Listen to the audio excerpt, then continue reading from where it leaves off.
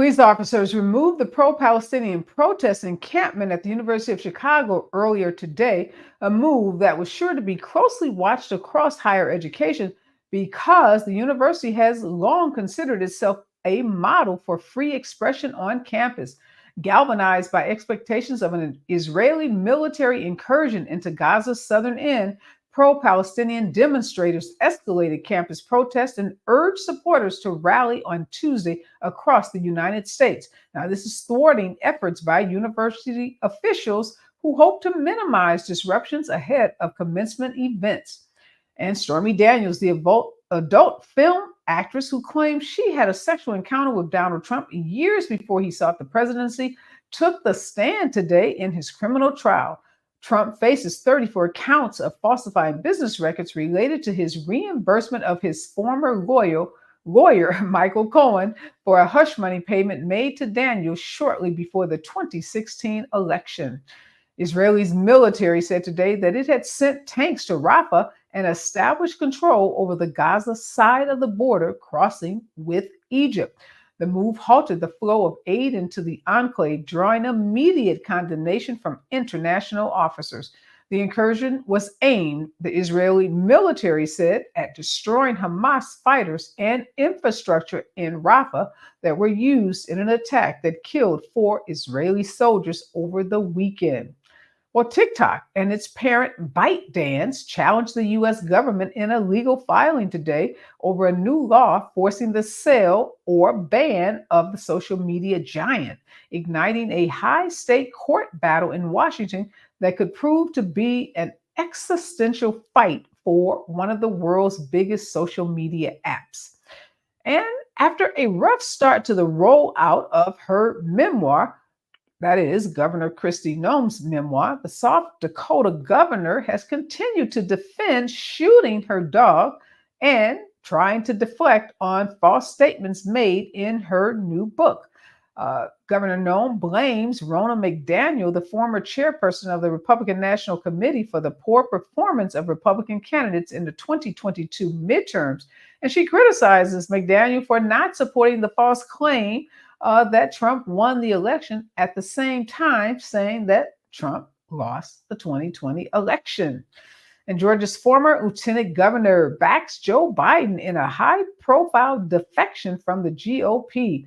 Former Georgia Lieutenant Governor Jeff Duncan was a leading contender for the presidential candidate on the No Labels Contest third-party ticket. He declined to run against the two major parties and instead is imploring Republicans to vote for Joe Biden because he says Donald Trump is not qualified to be the president of the United States. This is Areva Martin in real time, and I'm your host, Areva Martin. This is your one-stop destination for today's trending news, expert analysis, and my unfiltered opinions.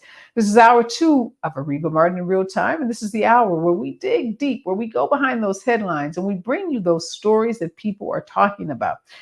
Well, today, there's a lot of legal news, and folks are talking about the, of course, salacious details that Stormy Daniels provided in her testimony today inside a Manhattan courtroom as a jury looked on.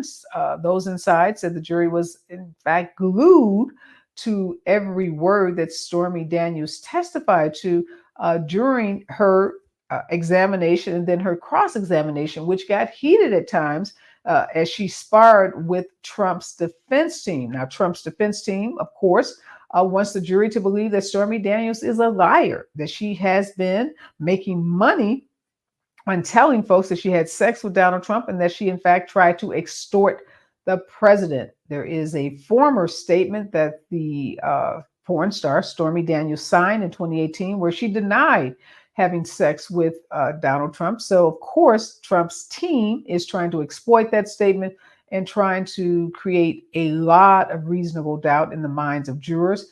Even the judge today seemed to get annoyed with the prosecution as they ask very, very in-depth details about her meeting Donald Trump, describing the place where they met and describing in great detail the sexual encounter that they had.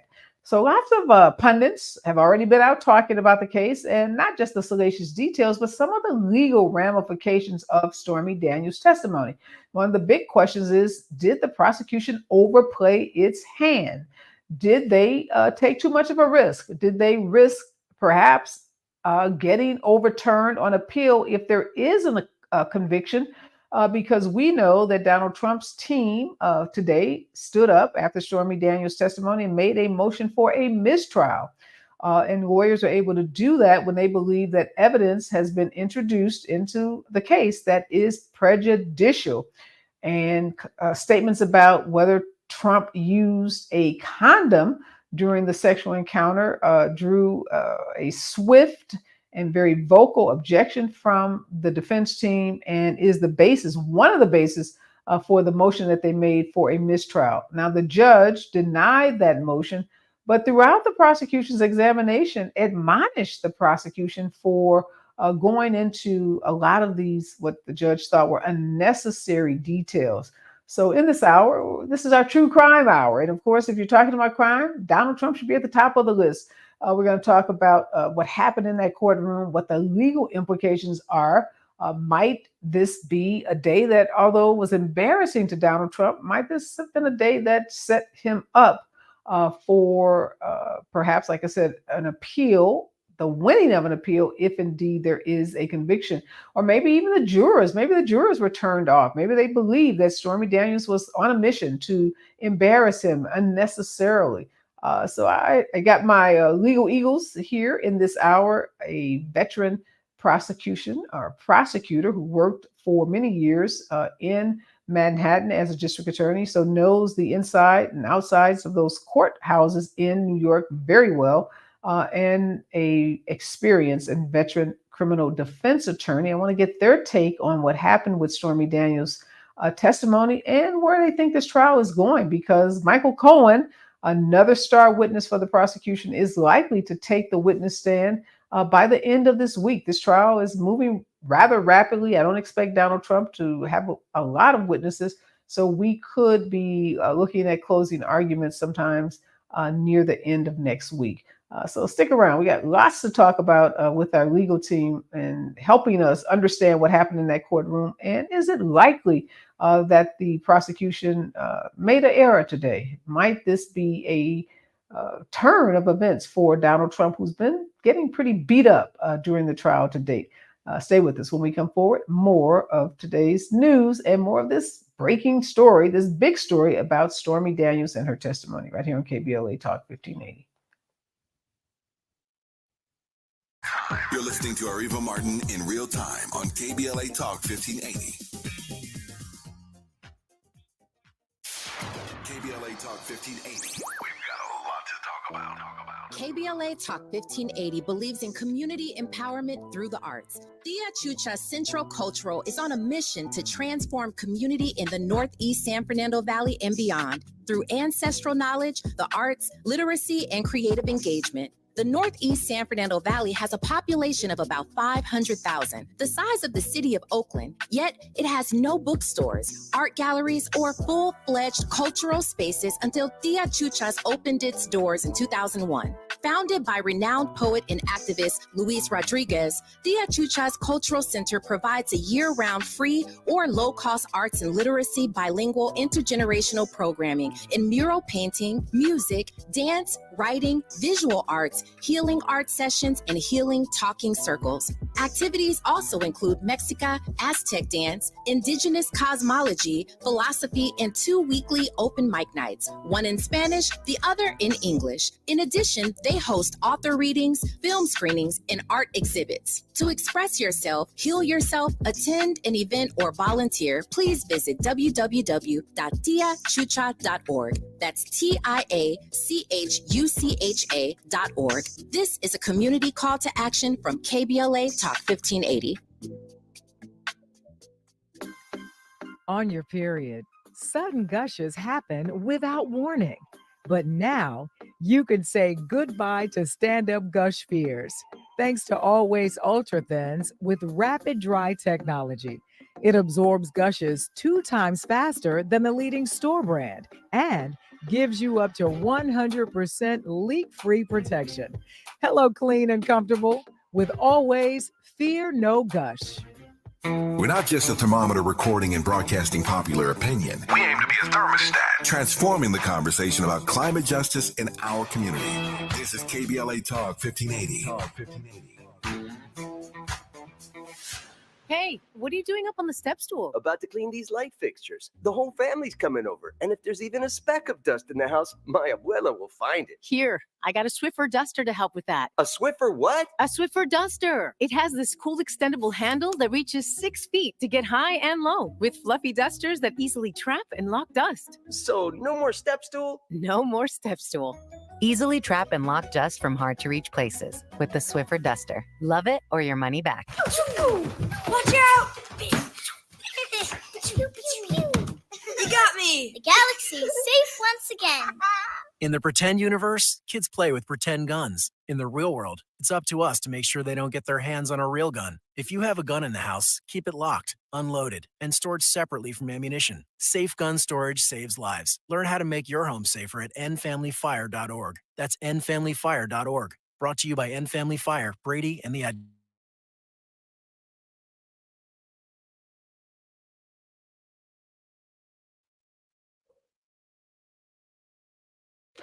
We are back, and this is our True Crime Hour. It's all about what happens inside courtrooms around this country. And of course, all eyes have been on that Manhattan courtroom where Stormy Daniels, a porn star, testified today with painstaking details about her sexual encounter with the former president of the United States that hopes to become the future president of the United States.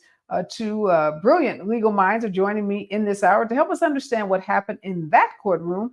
And we're going to talk about some other cases that are ripping the nation. Bernarda Villalona is here, as well as Mansfield Collins. Thank you so much, Bernarda. Thank you so much, Mansfield, for being here. Bernarda, you, my friend, have been a prosecutor in New York City. So you know the insides and outsides of courtrooms around Manhattan. What did you make of the prosecution's approach today to Stormy Daniels? Because a lot of folks are criticizing them, saying, them being the prosecutors, saying they went too far and they perhaps took some unnecessary risks that could put the case in jeopardy if there is a conviction and a later appeal. What do you think of that argument?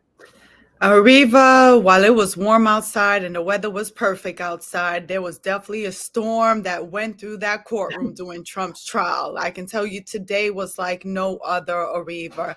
You can say David Pecker was one of the key witnesses, and you heard some fireworks with Keith Davidson last week, as well as Hope Hicks, who got emotional on the stand last Friday. But today, with Stormy Daniels testifying, it was a completely different atmosphere. So the prosecutor chose to put Stormy Daniels on the stand, and let's just be clear, legally, there was no reason to call Stormy Daniels because she doesn't have evidence to make out any of the elements of falsifying business records. However, strategically, that's why the prosecution calls Stormy Daniels, because number one, she gives us the what. What is the story that Donald Trump wanted to suppress, wanted to use as concealing the crime of that being the story of Stormy Daniels, of why the hush money was so necessary. So in terms of what happened earlier this morning, Judge Merchan made a ruling that, yes, you can talk about the sexual encounter, but let's just leave it at that. There was no need for any details. So the question is, did they go too far? But the problem, Areva, what happened is that the defense attorney failed on many occasions during her testimony to object. Judge Merchan during the break had to tell the defense and to admonish them, you didn't even object. You have to object in order to preserve the record or to put me on notice that you want this testimony to be sustained or be precluded from the jury hearing it. So in terms of if there is an appeal later on, I think because the defense did not preserve certain sections of the testimony, that they're not going to be allowed to appeal that part. Now, did the prosecution go too far? I think they did, but I think the problem was that they couldn't control what was coming out of the mouth of Stormy Daniels to the point where she had to be pulled aside after lunch and told, like, just answer the question. Yeah, she had a lot to say, and she would not just say yes or no. She wanted to give details. Okay, so Mansfield, you heard Bernarda say that it was the defense's fault. They didn't object. And we know they did make some objections, but would you say that the defense should have done a better job, should have been more aggressive with respect to the objections? And do you think they did damage to the prosecution's, or did the prosecution did damage to their own case by letting Stormy Daniels go into all those details? I think the defense, as Bernardo has said, failed to make objections, but it appears that that was a intentional strategy on the part of the defense. It seems as if they were hoping that Stormy Daniels would indicate some testimony that would allow them, if they just let her go on and on and on, that would allow them to then basically say she's gone way beyond and she has prejudiced the jury, and that's why they made the motion for a mistrial. Now, I understand that at some point during the proceedings, the defense attorneys believed that they had made a standing objection agreement with the judge. If that's true, that may be one justification for them not making any objections. But generally, if you want to preserve a record on appeal, you had better make your objections in a timely fashion, or they usually are deemed waived. Now, the prosecution, I think the prosecution, again, as the great DA from prosecutor from New York has indicated, I think that they had to show the jury why it was so important for Donald Trump to stop this information from coming out. It wasn't that testimony of Stormy Daniels wasn't offered to prove the elements of falsification of records, but in the climate of why would he go so far to pay somebody so much money to keep her quiet, I think they achieved that in a large measure today. So, Bernardo, we've heard some pretty damning testimony. I think some of the most damning testimony in this case has been from the bookkeepers and the other employees of Trump that testified yesterday, testified about how Michael Cohen was paid back. He was paid back 3 times the amount of the $130,000 that he paid out to Stormy Daniels, because they had to compensate him for the taxes that he had to pay on this line of credit he took out from his bank. They talked about the fact that the the invoices were not handled in the regular course of business, i.e. sent to the in-house legal team to review. But, there were all these irregularities with regards to this payment. So again, put yourself in the shoes of the prosecutor. You've got this good evidence from his own employees. You have Hope Hicks, who said that they were scrambling, they were worried, they were anxious, they were very, very concerned about this information about Stormy Daniels coming out. A prosecution can overplay its hand, and jurors could start thinking, Stormy Daniels has an axe to grind. She wants money. She figured out a way to get money from this president. She likes the limelight. What are the chances of this backfiring, the use of Stormy Daniels as a witness at all? Well, I think the prosecutor is doing a good job in the sense of embracing who she was and who she is. For example, when they started the direct examination, they started getting into her background. How did you get into the porn industry? When did you start doing that? At what age were you doing that? What made you go into that industry? And I think by doing that, you're embracing who she was, who she is, and you're not trying to clean her up for this jury. So that way, at the end, when closing arguments, you can argue to the jury, look, Stormy Daniels is who she is. This is the person that Donald Trump decided to sleep with. Donald Trump decided that he needed to shield this story from coming out in the public because of who she is and who she was back then. Goes to show you the urgency of him having to hush this story from coming out. Again, prosecutors, you can't control the witnesses that you have, because in the end, the witnesses that you have are as a result of the defendant and the crime that he committed, hence a Stormy Daniels. In terms of what is still missing, though, Areva, we need that direct link, the words coming out of the mouth of Donald Trump to say, hey, I need you to mark in these documents that they were for legal expenses from 2017, but we know what? It's for reimbursement for the money, the $130,000 that Michael Cohen paid out to Stormy Daniels to keep her quiet. For what? For the purpose of it not affecting my campaign. And that's the crucial link at this point that is still missing. And I think how the prosecution is going to try to link that is through the testimony of Michael Cohen. Because if we really think about it, the one witness that can be crucial to make that link is Alan Weisselberg. Remember, Alan Weisselberg is his CFO. But where's Alan Weisselberg now? He's locked up doing time in Rikers. For what? For perjury. For who? For lying to protect Donald Trump. Yeah, he's kind of the worst of witnesses because he has been raked through the mud on so many of these cases with Donald Trump. He is, like you said, serving time himself. What do you expect Michael Cohen to say? Mansfield, we know says that this is all, mastermind by Donald Trump. We know he's got his own credibility issues. He's a convicted felon that served time himself. We know that he has lied about these payments. So how does he credibly make that link, or can he credibly make that link that puts Donald Trump as the puppeteer that's pulling all the strings in this scheme? I don't think he can make that link if all that the prosecution had was just his testimony. But the prosecution in this case has document-intensive evidence to support anything that Michael Cohen might say. And in fact, at this point, they've laid such a good pathway leading up to Michael Cohen's testimony that really the only thing that Michael Cohen has to say is, yes, everything that has been testified to before is true. You have the documents, the exhibits have been entered into evidence, and therefore, but yes, the other thing that I'd like to add, though, to the environment that we're in this courtroom, none of these characters are angels, and it's like you have, on the one hand, you can feel that Stormy Daniels, may have lied, may have changed her story.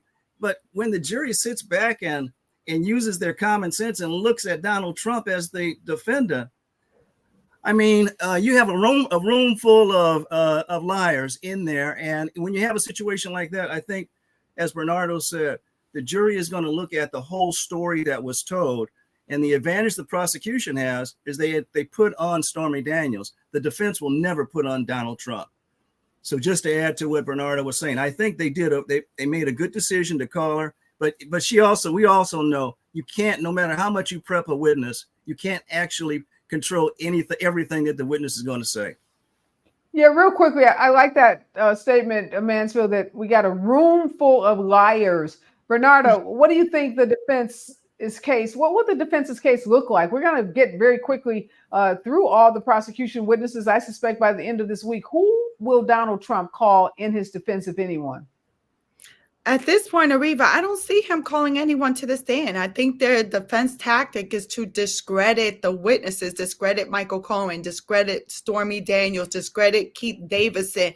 I don't think they could have discredited David Pecker. And also to call at the time of closing arguments, did the prosecution prove beyond a reasonable doubt that he knowingly was aware of these transactions taking place and that it was to conceal a crime and that he directed these people to make those entries into the business records? I think that's where they're going to go with this, because I don't think that there's any witnesses that can testify any other way. It's so interesting that they had also a book publisher testify today, and they introduced books that Donald Trump has written and statements that he's made in those books about, watching all of his money, loving to sign all of his checks, not delegating the responsibility to anyone to control, his finances. So the prosecution, again, was trying to use his own words to show to the jury it would be impossible for him not to know that money was going out of his personal account, or it would be impossible for him not to know how Michael Cohen was being reimbursed, because this is a guy, despite saying he's a billionaire, really counted every penny because he didn't like spending money. He didn't like money leaving his accounts. He liked to hold on to all of his money. So they tried to establish through his own words and his own books that he was responsible for his finances. This is heating up. It's going to keep getting hotter and hotter inside that courtroom because Michael Cohen, boy, sparks are going to fly. But when we come forward, we're going to talk about some of these other true crime cases, some sentencing decisions that are being made about an autistic teen who attacked an aide. Very troubling decisions there. And that Chad Daybell doomsday prophet murder trial is underway. I'm going to talk about what we can expect in that case. We're doing true crime today. So stay with us. KBLA Talk 1580.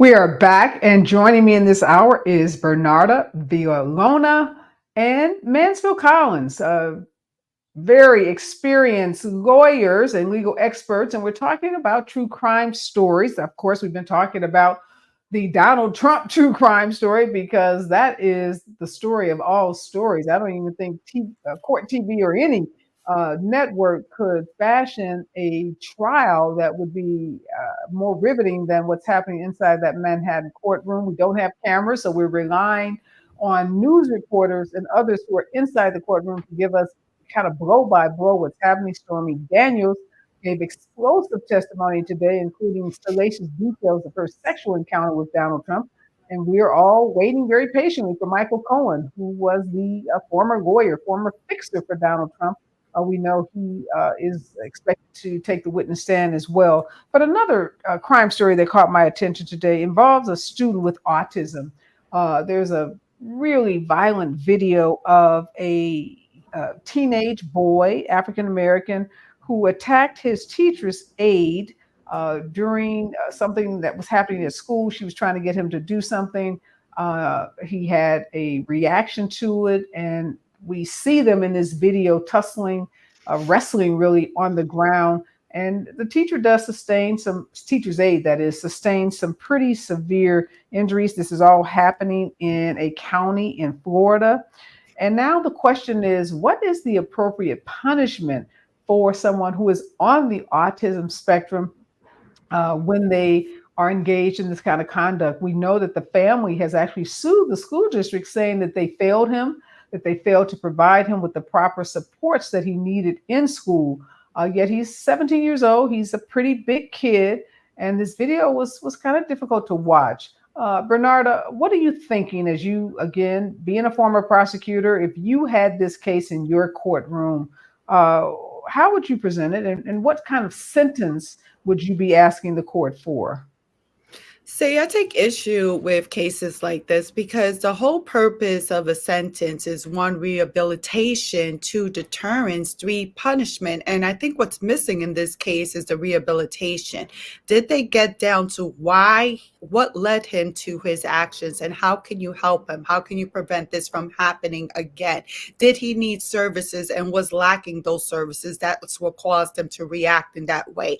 Jail is not the necessary answer for every crime that takes place. So I think for Florida to decide that they want a jail sentence in this case is completely inappropriate, and it just goes to show you the injustices within our criminal justice system.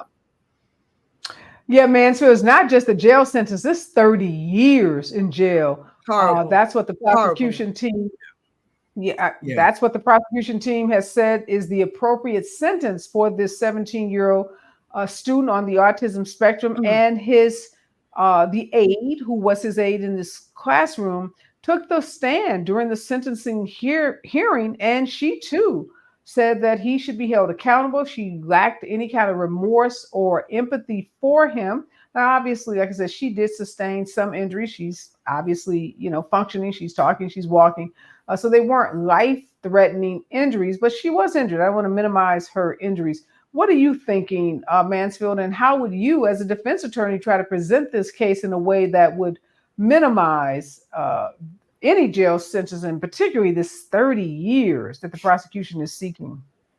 The approach should have been, and I'm sure it was, but apparently it hasn't worked up to now, that that an autistic child, I think he was 16 years old when this happened, was not able to form a specific intent to do grievous, serious bodily injury to that instructor.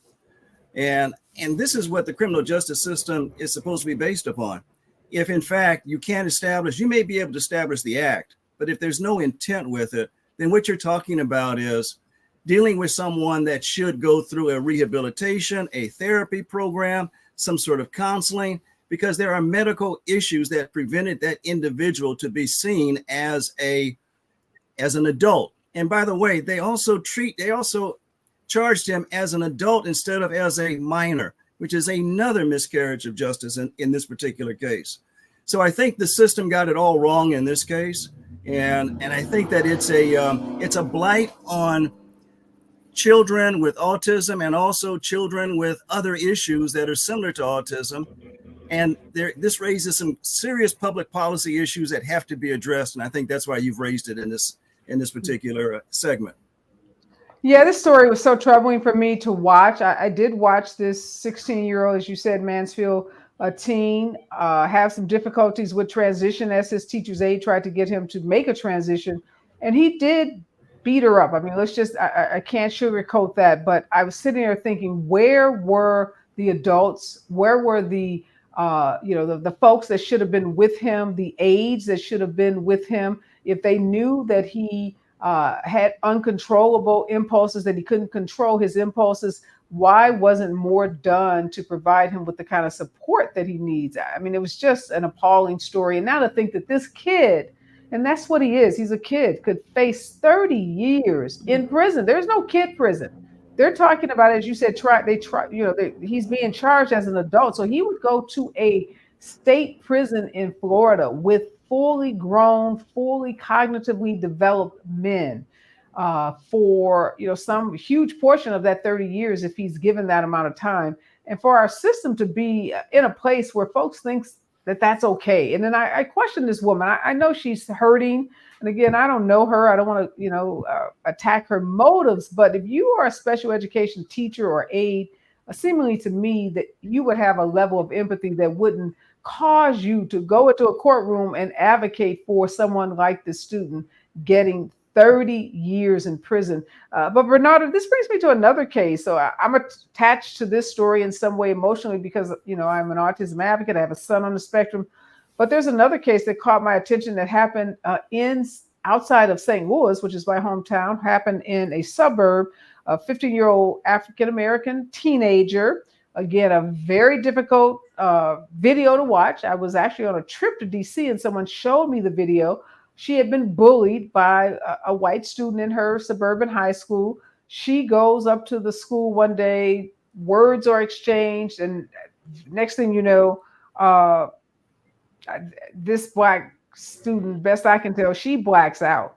And she starts pounding this girl. Her name is Kaylee Gaines, head into the pavement. Kaylee is in a coma for a while. She's come out of the coma. She's talking and making progress. But this split the city of St. Louis, again, along racial lines, because the Attorney General for the state of Missouri weighed in and others insisting that the 15-year-old Black student be tried as an adult. Her Kaylee Gaines, the victim in this case, said that this Black teen was smart enough to know what her actions would do, that they would cause serious harm.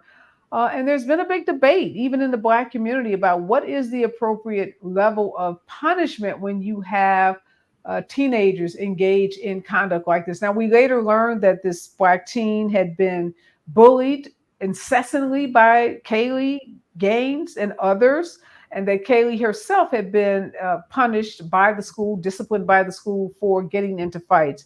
So, none of these cases are ever easy. A lot of complicated facts that oftentimes don't get published accurately in the media.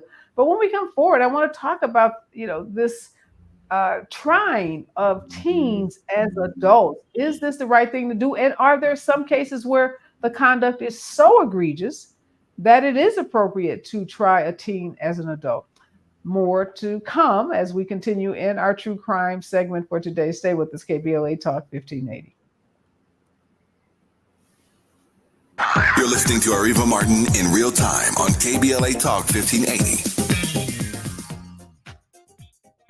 We ask seniors how to prevent Medicare scams. My best advice, if you get a phone call, do not talk to the person. These people are well trained. Don't talk to them. They don't know me. They're just trying to scam me. Don't be fooled. Hang up. Just hang up. Never give out your Medicare number. They're going to get your number to put in a false claim. If I get a call from someone, I don't pick up the phone. And should I pick up the phone and they ask for information, then I hang up. How do you detect Medicare fraud? Just like I check my credit card statements, I check my Medicare statements monthly. Scammers can get a hold of your number, order medical devices through your account, and you're not even going to know about it if you don't look at your statement. Check your statement every month. If you get your statement and you see something that you know you did not have done, you report it. Call your senior Medicare Patrol. To report Medicare fraud, call the Senior Medicare Patrol at 855-613-7080. JP Morgan Chase is building on the investments in California to help close the racial wealth gap and build a more equitable future. Visit jpmorganchase.com/racial equity and get the tools to help reach your financial goals. Climate justice, climate equity, climate resilience. By any other name, we demand environmental justice in 2024 and beyond. We're KBLA Talk 1580, and we don't black down.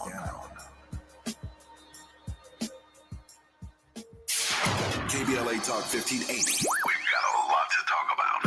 KBLA Talk 1580 reminding you that we keep us safe. Pro Football Hall of Famer and urban peace pioneer Jim Brown believed in just that. So he founded the Amera I Can Foundation for Social Change in 1988, focusing on at-risk and high-risk youth in underserved schools and juvenile detention facilities, as well as adult incarceration and reentry initiatives. The core of the Amera I Can program is its 15-chapter life skills curriculum. Mastery of these skills allows individuals to meet their academic potential, conform their behavior to acceptable societal standards, and improve the quality of their lives by equipping them with what they need to confidently and successfully contribute to society. Today, the foundation is led by its president, Monique Brown, who has been actively involved in the organization for more than 25 years. The Amera I Can Foundation continues its work in memory of its founder, actor, philanthropist, and NFL legend Jim Brown. To get involved or make a donation, please visit AmeriCanCommunity.partners. That's AmeriCanCommunity.partners. This is a community call to action from KBLA Talk 1580.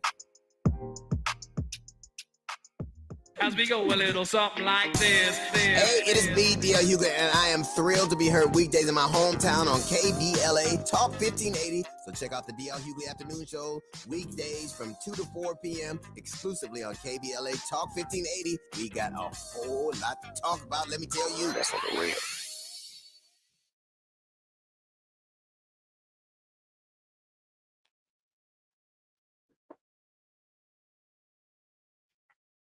We are back, and in this hour, we're talking about the complexities of cases involving teenagers that commit crimes that otherwise would have them tried as adults. Particularly, we're talking about a case involving 16-year-old Kaylee Gain.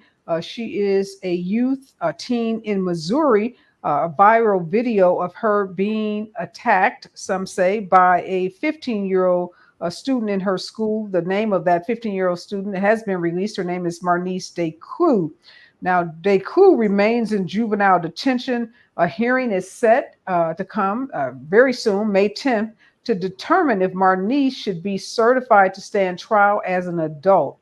$150,000 has been raised for Marnice's defense. Her defense lawyer says that she should not be certified as an adult. He says he understands that the law says that there has to be a certification hearing based upon what she has been charged with. He says that's non-negotiable, but our position is that she should not be certified. He says that there's evidence out there that she had no history with the juvenile court. She was a victim of bullying. She's a honors student. But you have the Missouri Attorney General, Andrew Bailey, weighing in, saying that teenagers should know better and that a teen committing an adult crime should be punished as an adult. One of the general rules, Bernarda, about certification hearings is that the focus is supposed to be on the juvenile and not the alleged crime. Oh, this is a tough case. Again, if you get a chance, I'm not sure the viral video is still on the internet. Someone showed it to me because they know, I'm from St. Louis and I have an interest in things that happen in my hometown. But it's a pretty hard video to watch. Marnice is literally pounding Kaylee's head into the pavement. Other kids are standing around watching, all with their cell phones. It doesn't show when and if anyone intervenes. Kaylee is in ICU for several weeks. She's having difficulty talking, but she is gaining, back some of her faculties. What do you do in a case like this, Bernarda? It's very difficult to deal with. As a former prosecutor, you want to, number one, you do want to put the victim first. You want to see what the victim wants to happen with the case. So a victim's input is crucial. But you also have to take a view where you have to look at the entire picture. What is her background? Does she have any criminal history? Does she have any other evidence of having any violence, whether at school or at home? Is she troubled? Of course, her age, and also her potential in the future. Like, what is her mindset? Does she have any mental health issues? Maybe her mental health issues went on undiagnosed. So you have to look at all of that, but also keeping in mind that your duty as a prosecutor is that you want to protect also the city. You want to protect the state because you represent the people of that state, of that county. So it's a lot to weigh in and to consider. Ultimately, the judge will make the determination as to whether to certify her or not. But this is a tough position because we all know